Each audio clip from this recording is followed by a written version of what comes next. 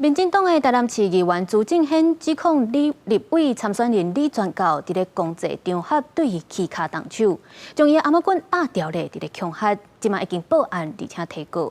不过李全教这边是讲，迄当阵敢若是甲手抹伫咧朱正宪的肩胛头尔，并无甲恐吓。朱正宪。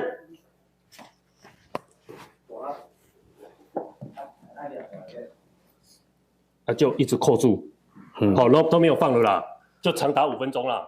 表示迄当时的状况，民进党台南市议员朱正宪指控立委参选人李全教两个人伫台南殡仪馆等到时阵，对伊甲暗棍缩掉的，而且甲恐吓。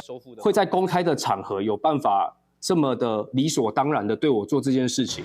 第一个，他的法治的精神可能不够，他觉得这样做并不是什么严重的事情。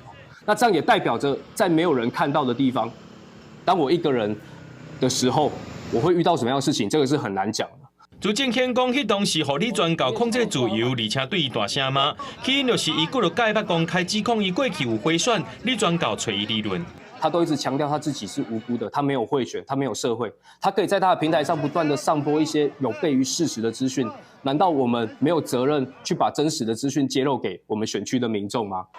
针对这部分，李全教阵营也表示，李全教做人海派，迄当时把手搭伫对方的肩胛头，公开场合问朱正宪所讲的贿选也个乌金是啥物，并无甲伊恐吓。就只是一个简单的互动，怎么会变成恐吓？这种扭曲事实，难道是真的选情告急了吗？